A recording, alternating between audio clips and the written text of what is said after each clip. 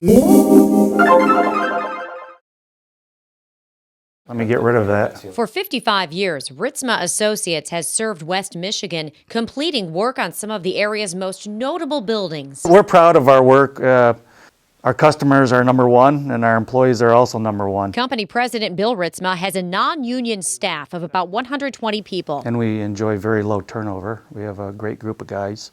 However, his way of doing business has drawn fire from the Michigan Regional Council of Carpenters for what it calls a labor dispute over how much Ritzma pays his workers. Same work, same pay. Same work, same pay. The Carpenters Union began picketing several of Ritzma's work sites last summer, and the union's efforts have not let up. Spectrum Health in Grand Rapids is the latest picket site. That's where Lansing-based union official Kevin Klingler spoke to the Mackinac Center in early January. There's a lot about Ritzma that you don't know. Like what? Like the wages that their workers receive. Okay. We believe are not area standard wages. Really? Really. Do you have? I mean, do you have a list of what their wages are, or have they given you a list? Yeah, we took a survey. Okay. And that's how we established that we have a labor dispute. You took a survey of who? People who work for Ritzma? Ritzma company-wide, yes. Oh, company-wide? And they told you what they make? Sometimes. The National Labor Relations Board office in Grand Rapids has no record of any formal labor dispute with Ritzma. However, the Carpenters Union has pressed on with a new tactic known as bannering. More passive than picketing, this practice allows the union to set up a banner on public property, chastising a business for hiring the targeted company, in this case, Ritzma. Chris Fisher is president of Associated Builders and Contractors of Michigan. The organization's statewide membership is 1,000 companies, which employ some 40,000 people in the construction industry. Fisher is closely monitoring this new bannering strategy made possible by a recent U.S. appeals court ruling. That's resulted in unions being able to use new tactics that they've never been able to use before. And unfortunately, this is even taken to the extreme of what that ruling allowed for. And what we are seeing in Michigan right now is the most bizarre, one of the most disingenuous campaigns we've seen anywhere in the country. It's based on zero fact. The union starts with a letter asking a company to divulge its payroll information.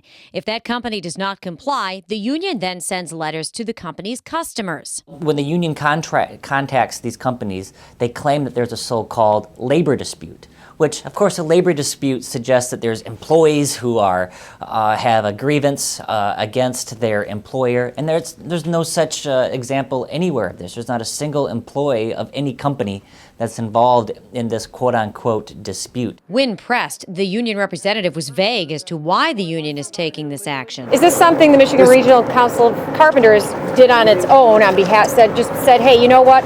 That company right there not being fair to its workers, let's go help them out. I mean, who initiated it? Them or you or the council? We make decisions based on facts, and we don't ask how you manage your business or tell you how. No, I'm just curious. Did they ask you to come do this for them? I think you mentioned free market enterprise. Isn't that where businesses make their own decisions? That's what we do. Okay, but they didn't come to you and say, can you guys go picket? I didn't say that. Ritzma says he's unaware of any communication between his employees and the union. Have you had any contact yourself with these Carpenter Union people besides letter exchanges? Has anybody called you, emailed you, or anything? Nobody's called me. I've not been contacted. So, I mean, the fact that they say that they have a dispute with me is a bald-faced lie. The Carpenters Union bannered at least 4 of Ritzma's Grand Rapids area jobs in the past 4 months alone, including a car dealership, 2 hospitals, and Van Andel Arena.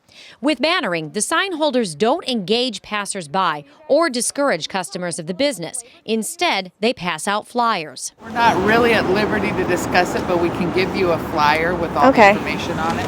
And there is a 1-800 number on the bottom. Okay. Tell you, when you ask questions, we'll give you what we're doing. Michigan Regional Council of Carpenters. Yes. Okay. Are you guys all carpenters? No? No? As suggested on the flyer, we call the toll-free number for further information. Hello. Please leave a message after the tone. So far, the Mackinac Center has been unable to reach the Carpenters Union for comment. The Carpenters Union and their efforts of fabricating labor disputes that are completely baseless, using anti-business tactics, and who frankly are threatening good companies whose employees are happy to be there, that they should be ashamed of themselves, that there is no room for such inappropriate conduct, and they have really discredited themselves. Federal labor statistics show construction union membership in Michigan is less than 22%, a 3% drop last year alone. Mackinac Center Labor Policy Director Paul Kersey says the decline is part of an overall trend and may be part of the reason behind the expanded tactics of the Carpenters union. In 2010, unions lost about 11% of their membership in Michigan. What we're also seeing is that unions are losing confidence in the workforce themselves. You see that in support for things like right to work, which is very solid in Michigan as well.